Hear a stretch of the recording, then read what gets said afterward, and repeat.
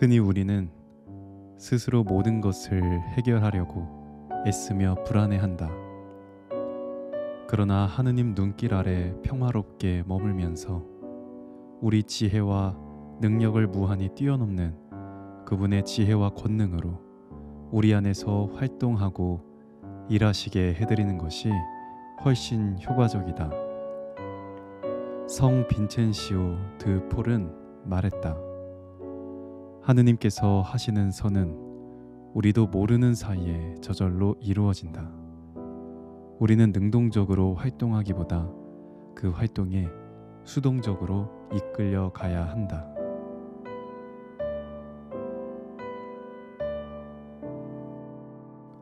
안녕하세요. 베드로 책방입니다. 한 주간 잘 지내셨나요? 제가 소개해드리는 책들이 여러분들에게 얼마나 도움이 될 수 있을지는 잘 모르겠지만 그래도 조금은 삶과 어떤 신앙 문제에 있어서 한 걸음 더 앞으로 전진하는 데에 도움이 될 거라는 조금의 기대를 해보게 됩니다. 베드로 책방이 부디 여러분들 삶에 도움이 되는 채널이기를 간절히 바랍니다. 그래서 이런 희망을 안고 오늘은 평화에 대한 이야기를 다루고 있는 한 권의 책을 가지고 여러분과 이야기를 나누고 싶습니다. 신앙이 소복소복 쌓이는 곳, 여기는 베드로 책방입니다.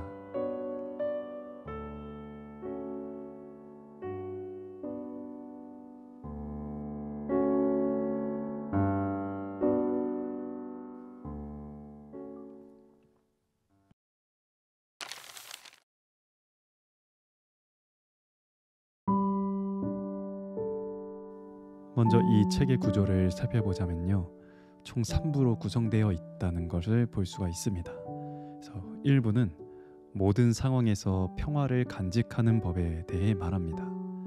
평화를 간직할 때 성령께서 우리 안에서 더 크게 활동하실 수 있기 때문이죠. 2부로 건너가서는 우리가 흔히 닥치는 여러 상황을 살펴보면서 어떻게 내적 평화를 간직할 수 있는지를 말합니다. 그리고 3부로 건너가서는 이 책이 다루고 있는 주요 주제인 내적 평화에 대해 몇몇 영성가들의 해설을 싣고 있습니다. 그래서 구조만 두고 볼 때 알 수 있는 건 이 책을 읽는 독자가 이루어야 할 목표가 바로 내적 평화를 형성하는 일이라는 그것입니다. 그래서 이 책을 읽을 때는 내적 평화를 이루는 방법이 내 삶에서 어떻게 성취될 수 있는지 그 핵심을 바라보려는 노력이 필요해 보입니다. 그래서 제가 이 책을 읽으면서 던져보았던 3가지 물음에 대해 먼저 이야기를 해볼까 합니다. 첫 번째 물음, 저자는 왜 평화를 간직해야 한다고 하는가? 두 번째 물음, 영적 투쟁의 목표는 평화를 얻기 위해서라고 하는데 그 이유가 뭘까? 그리고 세 번째 물음, 평화를 얻는다면 잃어버리지 않는 방법은 또한 무엇일까? 였습니다. 첫 번째 물음부터 이야기해 볼게요. 저자는 왜 평화를 간직해야 한다고 하는가? 자크 필립 신부님은 말씀하십니다. 내적인 평화를 잃어버리면 자신의 힘으로 싸우게 된다고 합니다. 내 힘으로 영적인 싸움에 들어서면 금세 힘이 바닥나 버린다는 것이죠. 내적인 평화를 계속 간직해야 하느님의 힘으로 싸울 수 있다고 말합니다. 이게 제가 찾은 대답이죠. 그리고 두 번째 물음, 영적 투쟁의 목표는 어디에 있는가? 그것은 평화를 얻는 것이라고 말을 하는데 그 이유는 뭘까? 입니다. 하느님은 평화 속에 머무르시는 분이니까 평화 속에서 큰 일을 해내는 분이라는 뜻이기도 합니다. 악령이 그토록 우리의 내적인 평화를 깨뜨리려는 이유가 되기도 합니다. 그래서 우리는 흠없는 사람이 되려고 노력할 것이 아니라 평화를 간직하는 법을 배우는 사람이 되어야 한다고 합니다. 그리고 마지막으로 제가 던진 물음, 평화를 잃지 않는 방법은 무엇일까? 평화를 잃지 않는 유일한 방법이란 한 가지 길밖에 없다고 단언합니다. 마테오복음 6장 32절처럼 이 모든 것이 우리에게 필요함을 아시는 하느님 아버지를 온전히 신뢰하며 의지하는 것입니다. 평화를 잃지 않는 방법은 여러분 섭섭지 않도록 책에서 아주 자세히 다루고 있습니다. 자, 그러면 지금부터 책의 일부를 낭독해 드리겠습니다. 이 은총의 시간 오늘도 끝까지 함께 해주시면 참 좋겠습니다.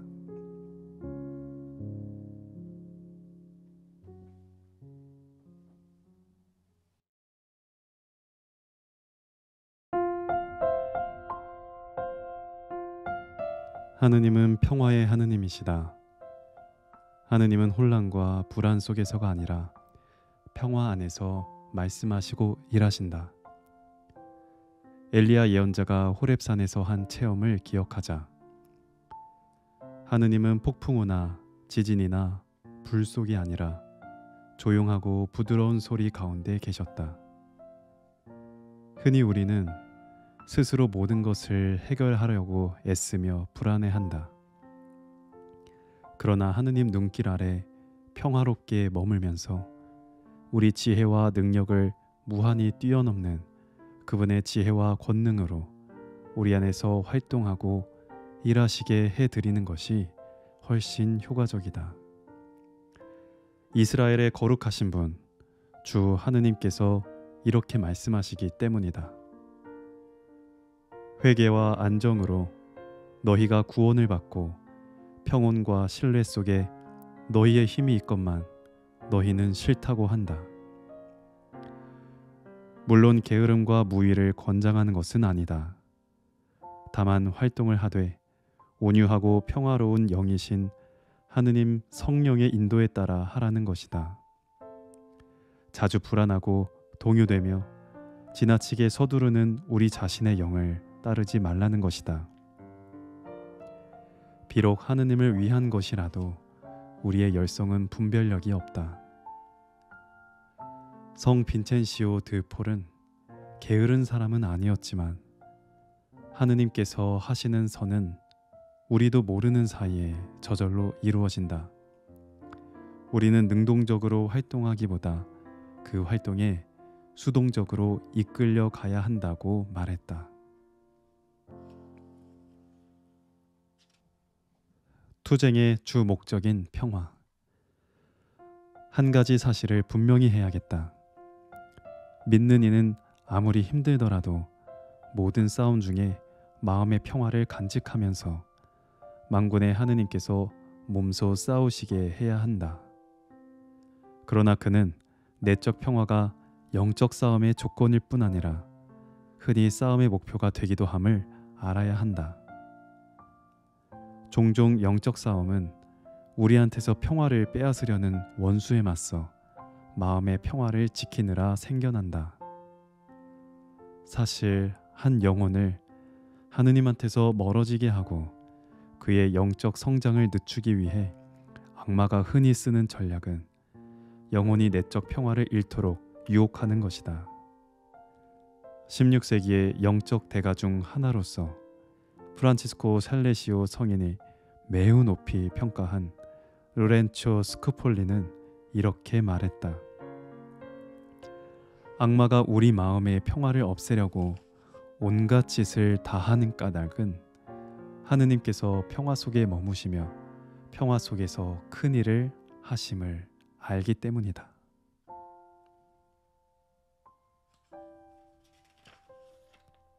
우리가 평화를 잃게 되는 가장 확실한 길은 오로지 인간적 재주와 개인적 기획과 결정 또는 다른 이의 도움에 기댐으로써 스스로의 삶을 보장하려는 태도다.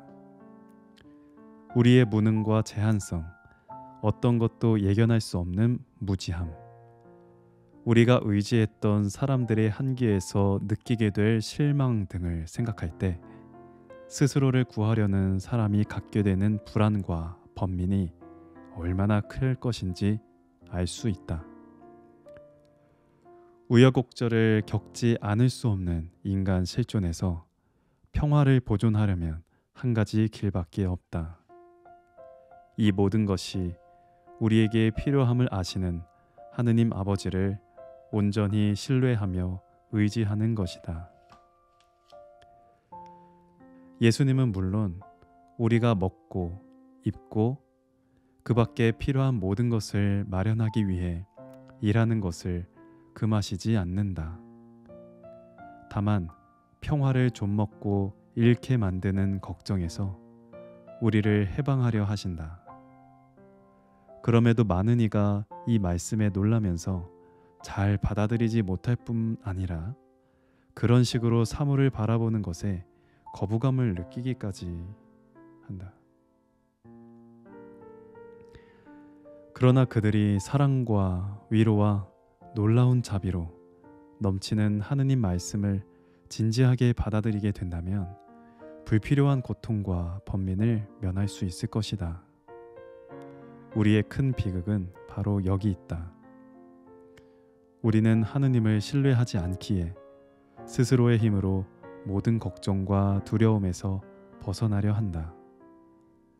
그래서 하늘에 계신 아버지의 부드럽고도 강한 손길에 신뢰하며 자신을 맡기지 않기에 끔찍하게 불행해진다. 이와 같은 신뢰 부족은 얼마나 부당한가. 아버지가 세상에서 가장 좋고 힘 있는 분이신데 그분이 바로 하늘에 계신 성부신데 아이가 아버지를 의심한다는 것은 얼마나 모순된 것인가. 그럼에도 우리는 자주 이런 부조리 속에 살아간다. 이제까지 내적 평화를 잃게 하는 가장 흔한 동기로서 우리 자신과 이웃을 위협하거나 상처 입히는 악에 직면할 때 느끼는 불안에 대해 살펴보았다. 이런 불안에 대처하기 위해 우리가 제안한 답은 우리를 모든 악에서 구하시며 악을 허락하실 때도 그것을 견뎌내고 우리의 유익을 위해 사용할 힘을 주시는 하느님의 손길에 신뢰하며 내맡기라는 것이었다. 남편의 회개를 간절히 바라는데도 남편한테서 그런 기미가 보이지 않을 때 아내는 불안해한다. 한 공동체의 책임자는 자기 공동체의 수사나 수녀가 자기가 기대한 것과 반대로 행동하는 것을 보고 평화를 잃을 수 있다. 또는 매일의 삶에서 이웃이 우리가 옳다고 생각하는 방식을 따르지 않기에 짜증을 낼 수 있다. 이런 상황 때문에 일어나는 불안은 얼마나 흔한가. 이에 대한 대답 또한 신뢰와 내맡김이다. 다른 사람이 좀 더 잘 행동하도록 돕기 위해 내가 할 수 있는 것을 평화롭고 부드럽게 해야 하지만 나머지는 모든 것에서 선을 이끌어내시는 주님께 맡겨야 한다. 한 공동체의 책임자가 자기 공동체 회원들의 성덕을 바라는 것은 당연한 것이고 그것은 하느님 뜻에 합당한 훌륭한 바람이다. 그러나 그가 회원들의 불완전함이나 미지근한 태도 때문에 화를 내고 짜증을 부리며 평화를 잃는다면 그를 움직이는 것은 분명 성령이 아니다. 앞에서 말했듯이 우리가 바라는 것이 정말 선한 것인지는 물론 그것을 바라는 우리의 방식과 마음 자세가 좋은지도 살펴야 한다. 우리의 바람은 언제나 부드럽고 평화롭고 인내롭고 초연하며 하느님께 의탁해야 한다. 성급하고 서두르며 불안하고 동요로 가득한 바람이어선 안 된다. 영적 생활에서 우리 태도의 결함이 자주 드러나는 것도 이 부분이다. 물론 우리는 하느님께 반대되는 나쁜 것을 바라는 사람들은 아니다. 우리는 하느님 뜻에 일치하는 좋은 것들을 바라지만 하느님의 방식으로 바라지는 않는다. 다시 말해 부드럽고 평화로우며 인내로운 영이신 성령의 방식이 아니라 긴장과 서두름 속에서 인간적 방식으로 바라고 그 좋은 일이 지향하는 목적에 금세 다다르지 못하면 낙심한다. 성인들 또한 우리의 열망이 비록 가장 좋은 것일지라도 절제해야 한다고 주장한다. 앞에서 말한 대로 우리가 인간적 방식으로 바랄 때 우리 영혼은 동요되고 불안하며 평화를 빼앗겨 우리와 이웃 안에서 하느님이 활동하시는 것을 방해하기 때문이다. 이 원칙은 우리 자신의 성화를 포함하여 모든 것에 적용된다. 우리는 자신이 빨리 성화되지 못하고 여전히 많은 결점을 지니고 있는 것을 보면서 얼마나 자주 평화를 잃어버리는가. 그러나 이는 이를 늦추기만 할 뿐이다. 프란치스코 살레시오는 서두르면서 덕을 얻으려 하는 것만큼 덕행의 진보를 방해하는 것은 없다라고 말했다. 이 점에 대해 다시 한번 다룰 것이다. 결론으로 다음의 것을 명심하자. 우리의 갈망이나 바람에 대해 우리가 올바른 태도를 지니고 있다는 표시는 비단 우리가 바라는 것이 좋은 것이라는 데뿐 아니라 우리가 평화로운가 하는 데에도 달려 있다. 바라는 바가 매우 훌륭한 것이라도 평화를 잃게 하는 바람은 하느님한테서 온 것이 아니다. 우리는 바라고 열망하면서도 자유롭고 집착하지 않아야 한다. 하느님이 원하시는 방식으로 그분이 바라시는 때에 열망이 실현되도록 하느님께 맡겨야 한다. 우리 마음을 이런 방향으로 교육하는 것은 영적 성장에 매우 중요하다. 우리가 성장하고 회개하도록 하시는 분은 하느님이지 우리의 동요나 서두름이나 불안이 아니기 때문이다.